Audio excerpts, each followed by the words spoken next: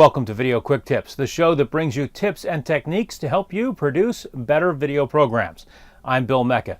On this episode, number 24, again, we're going to dip into the mailbag.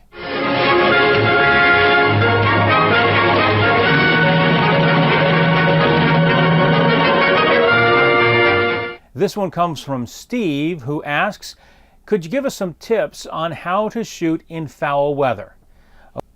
Will do, Steve. We're coming into spring now, and that means we're going to be seeing spring showers. If you had a professional video camera, one of those big shoulder-mounted jobbies, you would probably get an expensive Porta-Brace custom-fit case for it.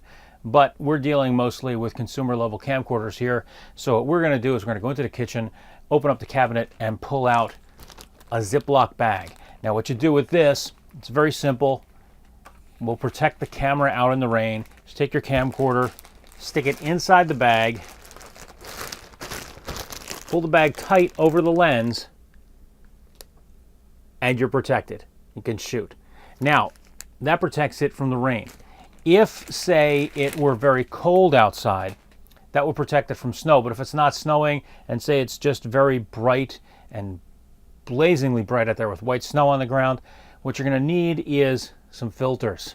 The professional cameras would have built-in neutral density filters that would help, but you can get some neutral density filters. You'll need to know the size of your filter ring here. They screw on, like we did way back in episode 1 of Video Quick Tips, where I showed you the clear UV filter to protect the lens. You can stack up those filters, so you could put a neutral density filter on top of that clear UV filter.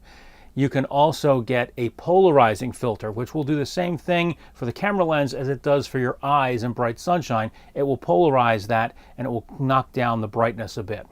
The other thing you have to do if you're going out into the cold weather is you need to normalize the temperature of the camera going in and out. And this can work in the heat of summer too, going in and out of air conditioning into the hot outdoors and that kind of thing. It's going to take a few minutes or longer, depending upon how cold the camera is, if you're going into a warm building. Back when I was a TV reporter, we covered a night meeting once, and dead of winter in the Poconos, and it was very cold outside. It took us almost 2 hours to get there, so the camera's in the back of the van. We get in, and there's a large turnout for this meeting. The camera lens fogged up immediately, and because we were on deadline, we couldn't really wait.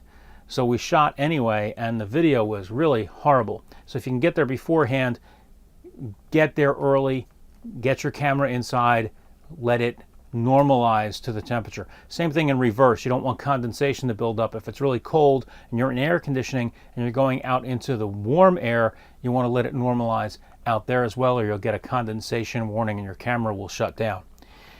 The last piece of advice, this is something I remember doing as a reporter, during a snowstorm, being out on the road and telling people, intoning, if you don't have to go out there, don't. If you don't have to drive on those icy roads, don't. If you don't have to go out in foul weather with your camera, unless it's absolutely necessary, stay inside, think about it, shoot out the window if you have to.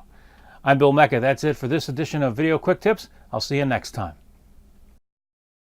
Quick Tips is brought to you by Mecca Video Productions, producers of the award-winning documentary Lost Towns of the Pine Barrens, Volume 1. For more information, check out losttownsvideo.com.